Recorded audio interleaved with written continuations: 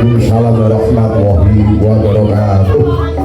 A'udzubillahi minasyaitonirrajim. Bismillahirrahmanirrahim. Alhamdulillahirabbil alamin wa bihi nasta'in wa ala umuri dunya waddin. Wassalatu wassalamu ala asrofil anbiya'i wa mursalin Sayyidina wa maulana Muhammadin wa ala alihi wa ashabihi ajma'in. La khawla wa la quwata illa billah ila aliyil azim amma ba'd. Amin. Dumateng para pepunden, para sesepuh ini sepuh haji sepuh ingkang kono ing pamawasa lebdo ing pitutur. Para pangemban ing praja satriyane negari pinangka pandham panduming para kawula dasih ingkang sinuba ing pakurmatan. Para sarjana, para sujana saha sujananing budi ingkang pantes wenang nampi wahyuning kasutapan ingkang satu hulu-huling budi. Para alim, para ulama saha para kiai ingkang tansah kawula tenggo-tenggo sabda pangandikanipun ingkang dahat kinurmatan. Boten katulupen ingkang sampun sowan rawuh makempal matunggal wonten ing dalemipun Bapak Solikin Kanfisiat wal Afiyah wilujeng kalis nirhing sambikala. Para rawuh sepulenggah ingkang satuhu kinebeten kula ing mriki ngadeg wonten ing ngarsa panjenengan dika sami pinangka Sule Salira saha mantu jejiban saking keluarga Bapak Solikan dalah Ibu Soehardi. Ing dalu punika tiyang sepuhipun kekalih badhe boga krami putranipun ingkang asesile asma kesumaning Ayu Roro Dewi Sulistianingsih putra mustunggal kawestan Putri Ontang Anting. Pramila ing dalu punika badhe dipun ruwat Bapak Solikan dalah Ibu Soehardi nyuwun doa restu saha pangestu dumateng panjenengan dika sedaya. Mugi-mugi keluarga saking Bapak Solikin paringana seger waras slamet widodo kalis tirhing sambikala. Mugi pikantuk kanugrahaning Gusti ingkang Maha Suci. Mugi kanthi winantu suka ing basuki rahayu kalis tirhing sambikala. Wadine ing dalu punika dongeng pangruwatan. Mbok bilih wonten kekiranganipun bab anta wicara anta basa tindak tandisa suku kirang meranani wonten ing ngarsa panjenengan sami. Kula sakanca rombongan barungan warga utama nyuwun agunging samudra pangaksambing ageng. Ing mriki sampun dumugi titi laksana dumawing kodrat pangrawatan Ontang Anting badhe kawiwitan.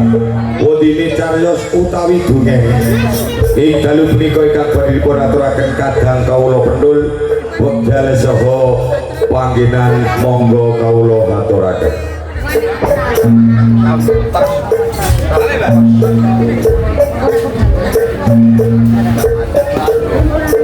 Sampun tatas titis tetes pas agenipun ngutarake kakang kebon. Bareng dalu menika sampun ngepasi dinten malem Setu Kliwon kirang tabuh 8 dalu menika rene kula tiyang saripit keparengan nuwun tetep parumiyin nami kula niku pentol kadang kula menika dados pentol kaliyan tetep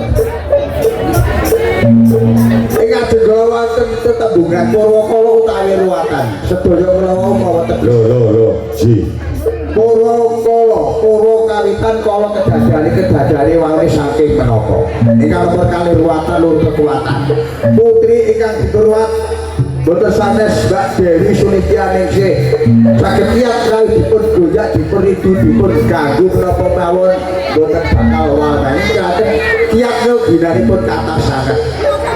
Pramila iki sampun pas namung saderengipun kula badhe ndongengake bapak keruwatan menika niki menika ritual Jawi. Adat ritual Jawi menika tegesipun menika ritual Jawi. Pramila iki badhe ndongengake pundi wonten putri tunggal kok dipun prestani Ontang Anting. Nganti karaya-raya sowan rawuh ana ing rompoke Bendha Tembung. Nuwun sewu kangge. Saya yang lebakan ngaten kedah tepangan-tepangan nami-nami pun yen kersane sekeca anggenipun ngendikan Pak kula badhe nyun desa panjenenganipun naminipun sinten Pak? Bapak Solikan saking dalem pundi Pak? Bulung Cangkring. Dalu kados ngeten peteng kados ngeten karaya wonten dalem petuk kali dapet wonten damelipun napa Pak? Ditulung. Badhe nyuwun tulung. Tulung napa Pak? Napa? Tabak-tabak ali bedah napa? Nggih. Lho, Kok nambah tali bedak. akhir tulung iki terus tulung apa? Tulung apa durung jelas lho Dong. Nggih, nggih. Nyuwun tulung ditambahi putra jenengan. Putranipun pinten Pak? Tunggal. Tetukan jalan apa estri Pak? Estri. Bet. Piye? Pak Solikan saka Bulung Cangkring dheweke jebule ngerti. Wis manggraita. Wong Jawa kudu ngerti Jawane, wong Jawa kudu ngerti adat kejawane. Wong adat iso nek dilalekake iso milalati awake dhewe. Mula Pak Solikan manggraita anut adat kejawen. Ya ditampa to wong anjen Apa ya? ana tamu jan wis Aduh, aduh kok mesake kutokani ngoyon ora atompo. Nggih. Saged kula Pak, rene panjenengan nedhi tulung kalian kula lan tembem. Sedaya kula wau panyun panjenengan kula istirahake kula tampi. Namung ngeten Pak kula melih. Putri panjenengan dinten sak menika pun dados anake kula tanggane kula badhe kusana dhateng Sujuti saged tukar dados putri ingkang salehah. Maki sak badhe ruwatan Pak, kula ngaturi panjenengan malih kula kan rawuh dalem kula insyaallah wonten rebab badhe kula rebab dhateng panjenengan. Menawi enten pendamelan panjenengan sampun cekap kondur Pak nggih. Monggo kula aturi kondur.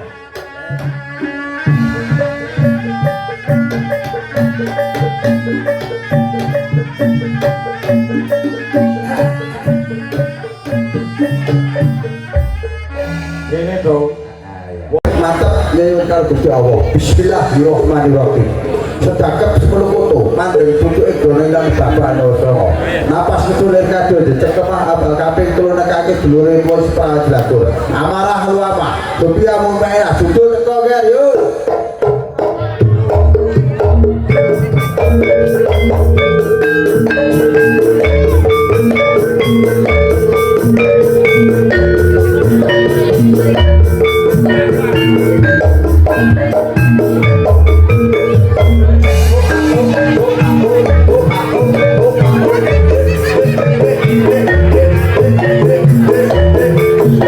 Ayo Pak Pipi.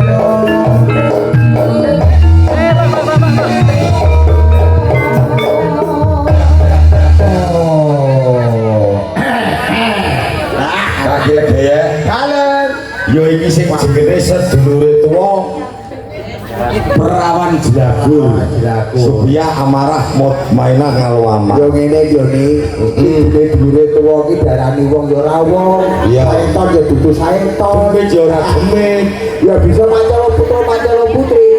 Ora wong anak-anak dhewe kepraja tok kabeh wong-wong iki di dulur tuwa paling bojo. kabeh yo sedulur tuwa mulai sing gumune ngene kabeh satekane sedulure papat perawan Jelagur kok diringi lelagon aja dipleroki ya jebule ya kepenak Ngono ki ya lewat dina atine. lho ono wedine tembung aja dipleroki wong mlerok ki ana loro Lerok ana Bro.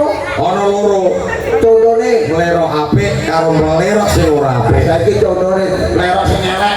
nek mlerok sing elek melerok karo becucu Iku sing elek. iku sing elek Nek lerok sing apik. mlerok nganggo mesem guyu iku sine mlerok sing apik Oh, to. Nah, aku dhek kanane ya dipleroki bocah wedok Kowe kuwi wonge guyu ae bareng tak matno jebelane wonge merongos apes.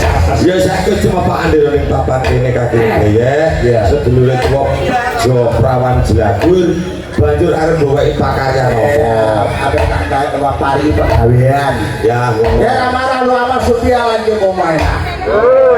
Kuat-kuatan duwe kuat. bocah sing sopan santun iki kaya Ngono. lah sing udah kabeh yo nggih bareng Ngono ya alhamdulillah awan ku sehat-sehat. Ya amarah lu amat sutialan pemain kok tak tekanore terus ora tak mangan enak wae ora.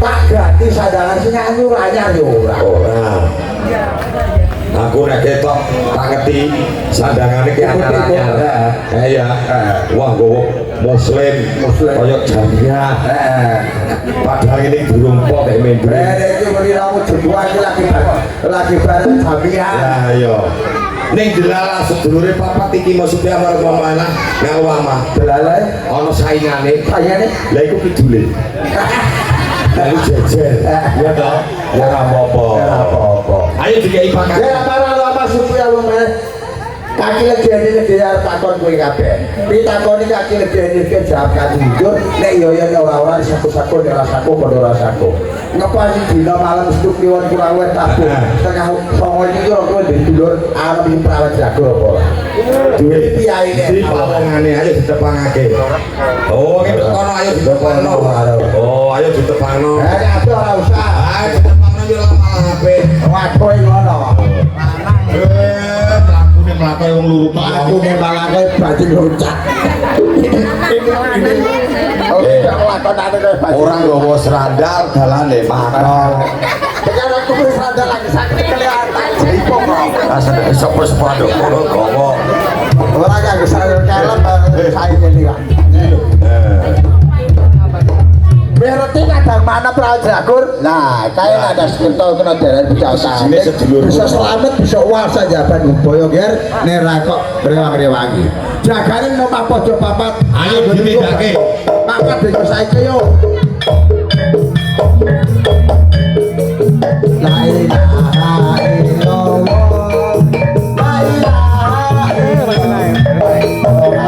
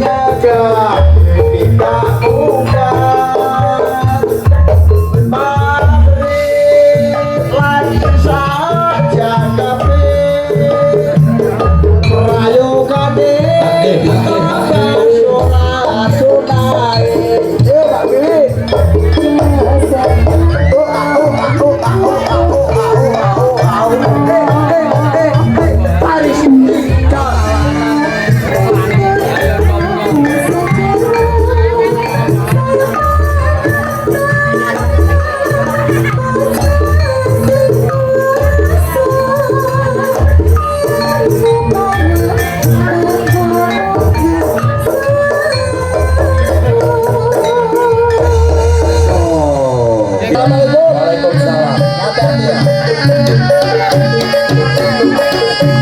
Ini rumah gula mentah marang putraku Rawan Sebadur tak gula mentah.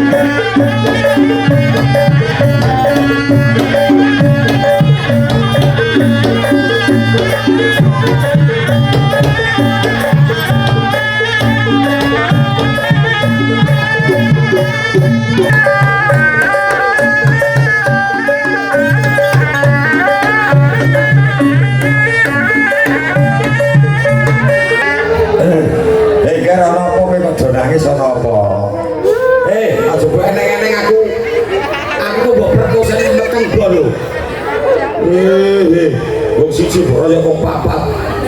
Kowe do nangis ana apa? Nek nangis ki sing apik, nangis kok kaya tunggu manuk. Lah. Kowe do nangis do apa? Kowe nek ngelek njaluk mangan mboke kono sing dadi matokan tukang adang ya toh kok malah denonges nangis sini nek diduwakno tangga teparo ora prayoga bocah wis gede-gede kok do nangis ya toh lapo ana nangis ayo matur Prawan Jagur ilang saka omah setan mangan jagung kowe iku wong dikon nunggoni keselamatane sedulurmu nom Prawan Jagur kon jaga kawilujengane sedulurmu Prawan Jagur lho lunga saka omah kok nganti kowe ora padha ngerti iki terus tanggung jawabmu kepiye nalika kakek geyek nyambut gawe ana ing barang sadurunge maka dheweke pesen karo aku Nini nek ngomah ana bebaya undang ana jenengku mesti aku arep bali lah aku iki tak ngestokake dawuhe kaki legeyek nek ngomah iki lagi ana bebaya aku tak undang asmane kaki legeyek supaya dheweke kraswatine mesti bali ning omahe kaki legeyek bali yo kaki legeyek ngomah lagi ana bebaya assalamualaikum waalaikumsalam lali janjine yo Ayo kata-kata. ya iya Hei. Mas kok kemana kok lah?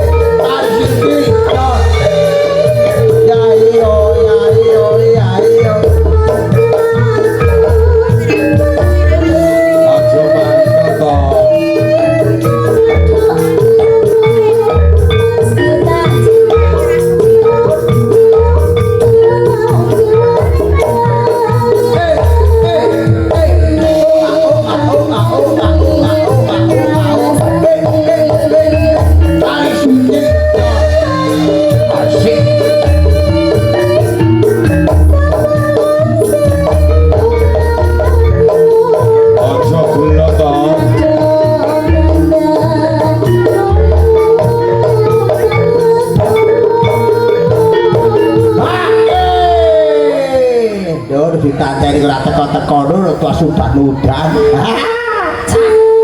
Lanjut. yo iya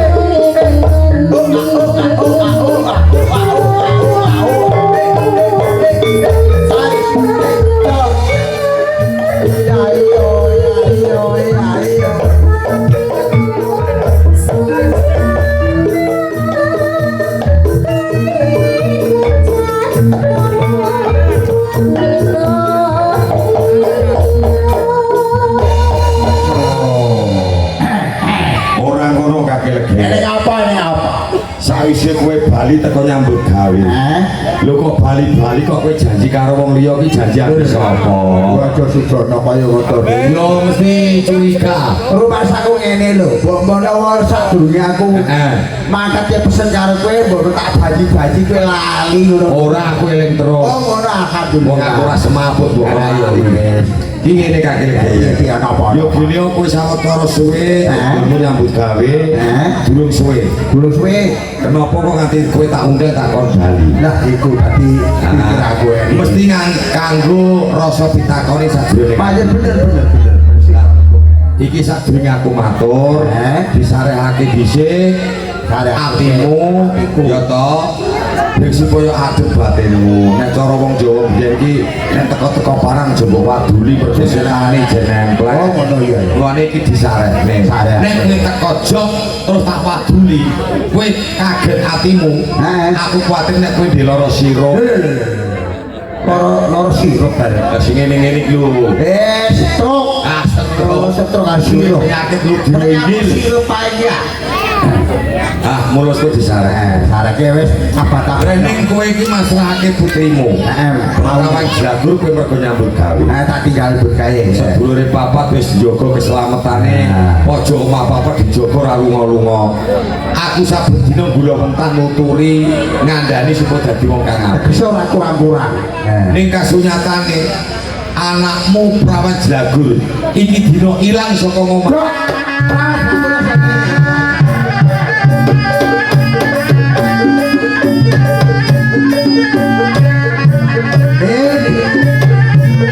Orang sungguh sambil ngaku mangkat gagih ini orang kepagi ya kaya ngene iki lho eleke wong tanggung jawab ora sembrono wah pikir bocah kae dadi parantutan Bapak Solikan sebab aku tanggung jawab niki Lah wis piye kaki geyek ning rumangsa saben dina wis dijaga keselamatane.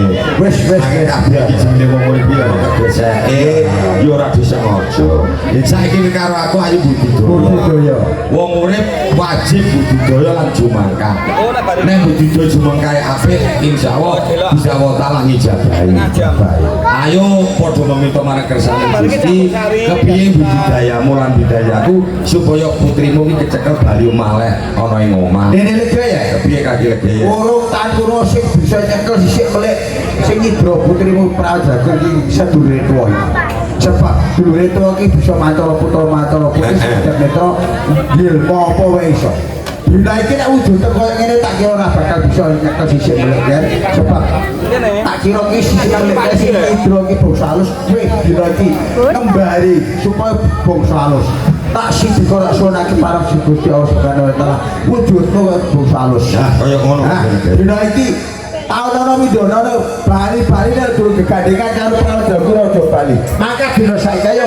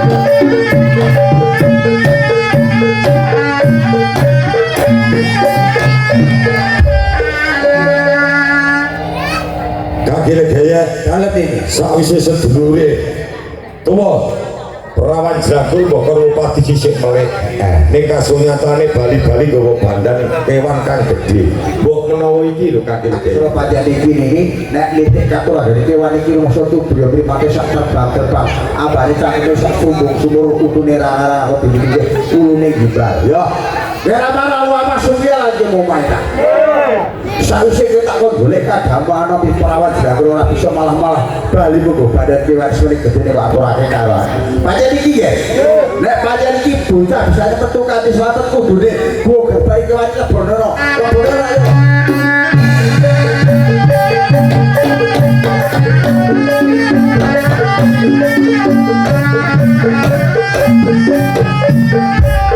ana kasunyatane kaki ya mergo sing ning pengarepanmu iki kewan kang galak kewan kang buas sing mbebayani mula kewan iki bisa tata jamu kaya manungsa lumrah takonono dangonono supaya dheweke ngaku mbok menawa iki sing idro marang putramu Prawan Jagur kowe kudu sing waspada lan sing ati-ati ya takonono kanthi gamblang kanthi terang terwaca aja nganti tumpang sok anggenmu takon pribadi aku tak nindakake pakaryan ana ing mburi sing durung rampung tak rawuh sing ati-ati kakek ya yo tawi pangestu assalamualaikum warahmatullahi wabarakatuh nek nitik katur dari kewan iki rumangsa jeblos najan apa wujud kewan titah sing diwajibke manusa ana ing donya kae mung kejaba manusa sing kuwasa nek ancen manusa ki ora kuwasa tak kira ora ana manusa sing brahe lagine ciri-cirine sebut goreng nyopot ora apa dene ki wis semrene lho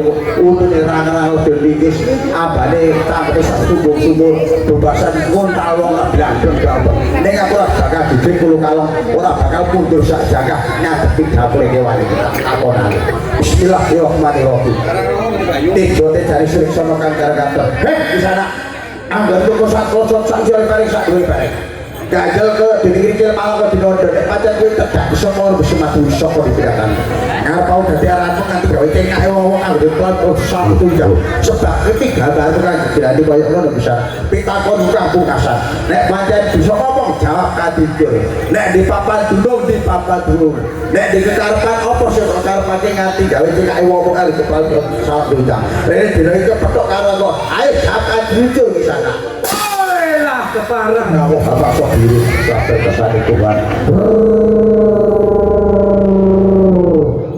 cepat bisa ngomong jagat dewa pangmasani gusti kandha jagat ayo tambuh kawan aku apa jeneng kok turun ate bro durung lagi iki gitu bekti kejawane nek katu agamu ora kok dilar jajal rumake kuping mulai nomor buku apa ana wong yo yen pancen dulu nuti aku sing ngadep ana ngarsa puji apa kena sing Bathara Kala yo iki wujud kowe tak Bathara Kala layak-layak ana wong Bathara Kala padha wedi kasunyatan gambar dari banget ngene iki ta sing Bathara Kala Bathara Kala menapa pitakon kowe jawab kanthi jujur jeneng Bathara Kala biasa itu sakjane pegale kuwi masa susah kesedih sebab aku ndek putri si alane praja kudu pasang cilik tangkreng dusuk anggo nyentek lunga linggar saka papan kene tak golek tekan kendera ketemu tak takoke tanggo karo kawon idul ora pitungane si praja kuwi pungkasane kok sedulure kok amar Allah masuki aku ora tak golek uga ora bisa nemokake amar Allah masuki aku mana kowe dikati bandar suwanake karepku dina iki tetep sing tak dakoni Dra putriku praja kowe ora barang tak selaki oh weto suka ketel baru aja Dra sing tadi rukun Bathara ana apa dina iki nek kowe cetok sing Dra putriku prajagur sebab saka rumah satu bocah tanpa disalah karo sapa salah sekodo tanpa nyatane kok wae suka ketel baru aja Dra prajagur aku njaluk lare maune piye kok nganti kowe gaglak putriku sing tanpa kodo sing kersa ayo yo nalika aku isih cilik iki aku biyen jenengku Raden Gembong Kamijaya panutan mangsa kowe guru sampe oh Gembong Kamijaya iki aku anggo klosak-klosak sak sore pentok sak iki banjur koyo dhewe pikir marang panjenengan to wong sak aku abot lemban gawe gustiku ya marang ana nek kaya terusake minangka dukun kuwi wong mulus dijual pati broker mong ngono to minangka dukun pada to nek ora dibatu betul nih Pak Ake silep dikono domoe putih tunggu kubulen iya sekabeh kutu-kutu warna toko jebri perayangan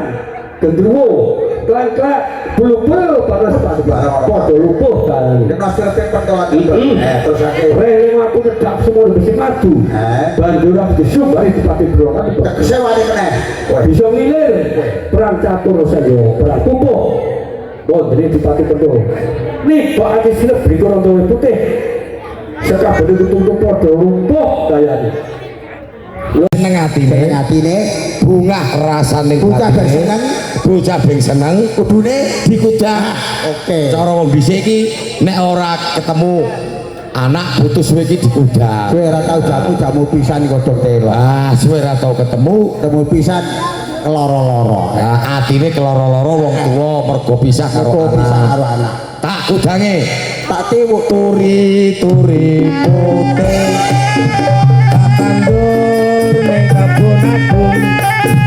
turi-turi putih tak tandur ning kebun-kebun kelar tiba nyemplung mbok kira gambare apa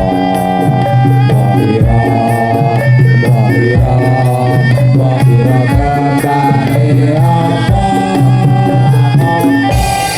iki ra bucek ana bising lanang yo kembang-kembang anggrek iya manten anyar numpak motor bebek iya motor bebek nerak pager bedek sing wedok wedi kecekelan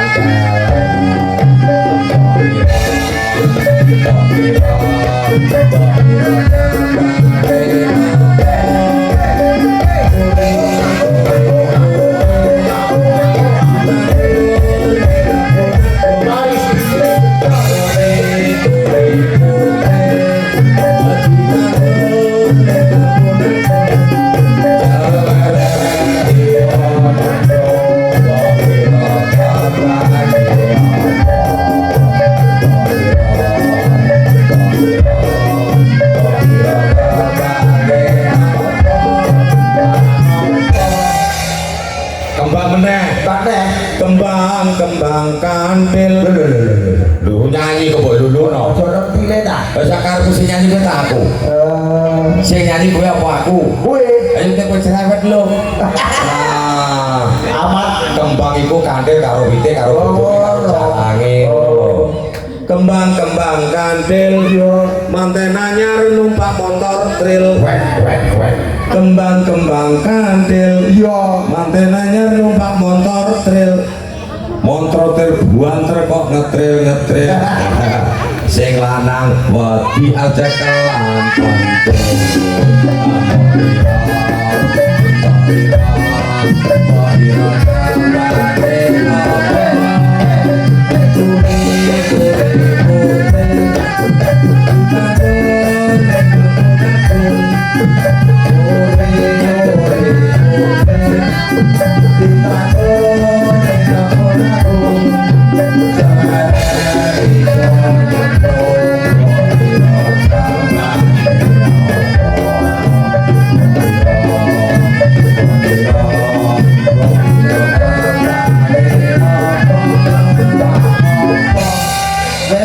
terakhir iya no wong bocah wedok itu kudu metu kok kudu ana sulapan kembang jingkol manten anyar nyopir mobil kok kembang jingkol iya manten anyar nyopir mobil kok mlayu banter arime ado sing wedok wedi aja kelangken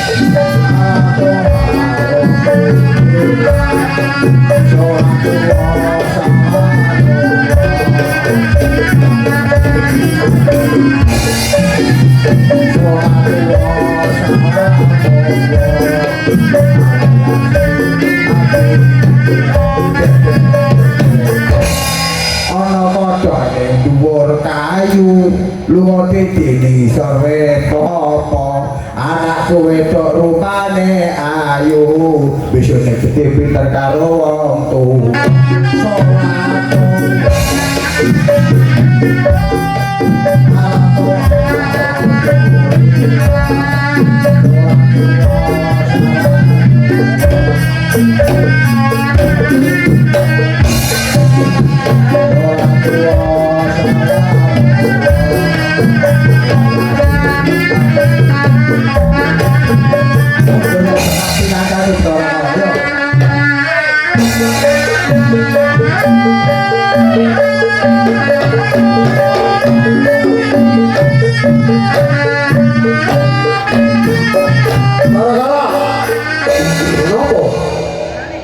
kabeh panyuwun padha kawujudan panyuwunmu tak wujudi kok sok balene panyuwunku kowe bisa wujudi ning pas iki dina sentuh kiwon kurang luwih kados sawe iki mosok dulur-dulur marep mbok menawa kowe tak etok ora rawani ganggu keluargane Bapak Solikan sedina ya sasi taun dono karo tidak ngene aku mosok kuwatir mumpung ketemu karo aku ayo dina iki tak kon janji papan kene ben dungokno kabeh karo panusa sirau dalu Bapak Solikan ayo ya dipake bener Rene aku dijaluk lan penjaluk kono kowe bisa mujudi nek ini boro-boro bakal janji karo ayo janji aku mulai metu dina iki ora bakal wani-wani mecak bumine Prawajraku bagus sekabehane kutu warna togo jembri prayangan gendruwo gagak ubul-ubul panas pati kuwi bolo rewangi kabeh kalau mau nomor siji lah siji sing kepengin diganggu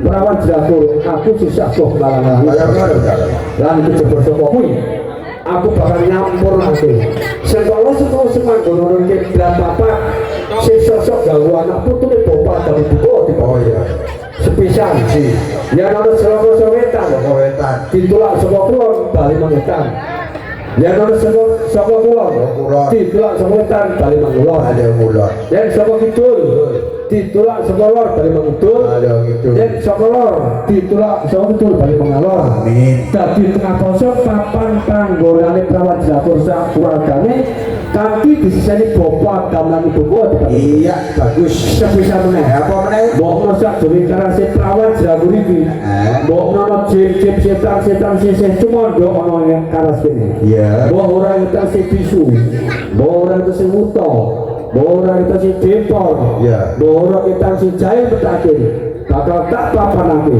yo kuwi siji manggon nang taun loro manggon nang sasi noko sasi telu manggon dina noko dino papat manggon nang Jatinegara lho eling anak putune bapak tapi bunga kalaupun duwe gawe apa wae aja bisa wanita barang sing wis tak ucapake lamun ditrak mbok menawa bali lari sekabeh itu ya dinake betara kok betul tak kira paripurna matur aku masa pelak jaluk papan padung aku anu beno aku tiba-tiba betul kok sumpah prastilmu tak ogemi aja nganti kidro ing dadi sadurunge tak papanake dipatok rene antara peling pisan kas dino sesuk anggon abdune kae si bentuk Prawajraku dongake slamet lan alasan apa-apa besok anggone kaya bebrayan bali semua karo sing lanang dadi keluarga sakinah wa warahmah nek kowe jar papan panggon saka kene areng ngidul kowe bekah rayo ki panggonamu idamku jangan ra didatung pakanamu rawa setyo ben-benen bali tugas betul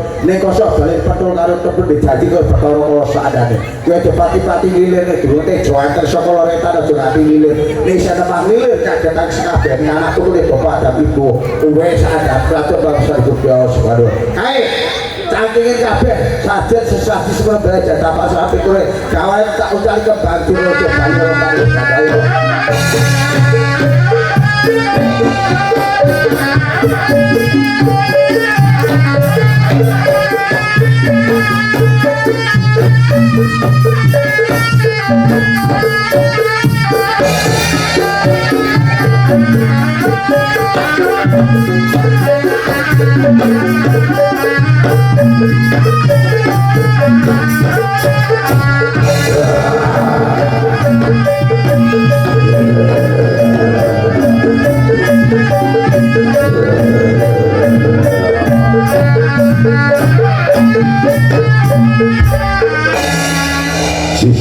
Betara kau wis pokoke papan papanake ya kaya ora ganggu gawe ora ganggu marang bumi klarase Prawajraku lan Bapak Solikan.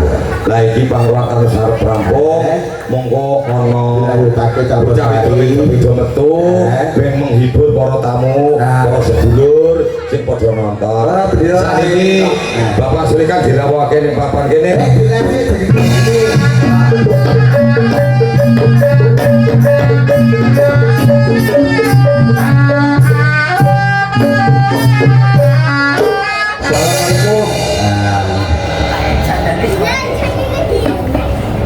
Nah, niki Pak Solikan wis rampung. iki mungkin sekelirian Pak ya. Niki Pak Surika kau nyekseni kowe karo aku mau ora jenengmu samaran Aku nyambut laku lagi dadi penturna aku sing nilai biaya PKK bentor aku ya tombrem lah prawan jagur balikake bangin sing lawas nah iki Pak Surika Sukerto sudah kali sepupu kamu dari kota keluar Pak iki sing bujune dicekel niki nah iki mati priko di sopeng sani bapak itu bu YouTube nih kok Ya. kita TV buntute Pak cekel jawahe meletet mati kok nah buntute iki cekel ya kok ketawae dipiye mong hati Bismillahirrahmanirrahim iki Pak dari kopak keluar kanggo syarat lan sarana wong Jawa pangruwatan wis keluar jenengan kira muga krama putrinipun pun keluar pinangka kopak keluar meminta marang kersane Allah Subhanahu wa taala moga-moga luar apa sing dadi panjangane bapak kan diseseni sederek-sederek sedulur sedaya ingkang ngeseni anggenipun ngruwat putrine wis keluar kanthi kopak keluar nek menawa putih ya njaluk pangapura bismillahirrahmanirrahim nyuwun pangersaning Allah Subhanahu wa taala mugi kabul menapa kados kajatipun amin ya rabbal alamin wa akbar Allahu akbar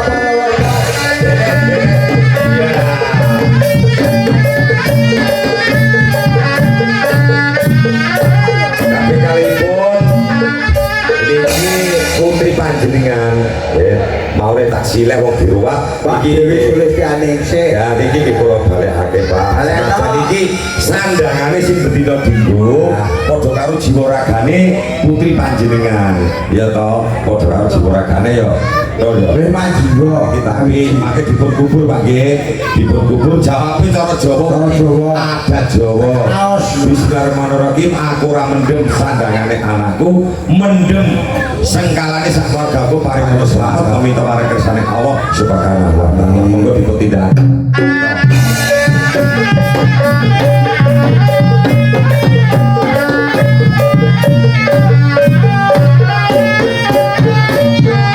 iki ana saranane kok ana tembok to saya pisanan ini tak astoki tembok kon jeboro kadate bapak sultan sak keluarga tegese kon jeboro biar kau ini sane wis mene berai tembok sadurunge para brastune nek kene pirang-pirang taun dibarengake ya iki ningkani sesuk ah kepaksetan to kebaikan asale mandati iman asale umat bisa umat duwe cilik-cilik recet wajib kowe dijane wong tuwa anak pola pradak iki kaya ngene iki bisa disampur ditimbakan Siti Bantoro Allah Akbar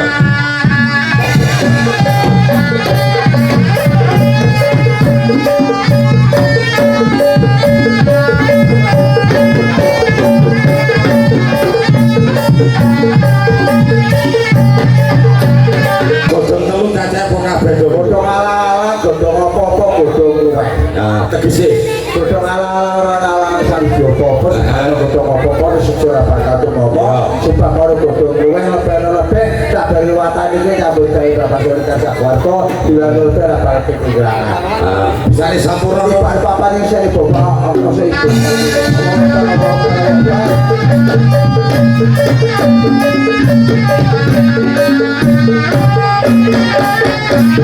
iki ukurane sing pamungkas kok ana kendhicil ana tutupe tegese bisa pasok kekep tegese pasok kekep pas lagi cakep tegese wong Jawa kuwi pisane ya kuwi sing kurang iki gagepe diluwat oh diluwat kedhicil tutupe wedi sore perasa ditutupi kamu di Joko Panjoko duwe ujar di pangokenek duwe uni aja lali-lali aja nglowat-lowati udah ngebot-ngeboti awake dhewe bisa disampurna to dibantu apa iki dibantu dibantu Allahu Akbar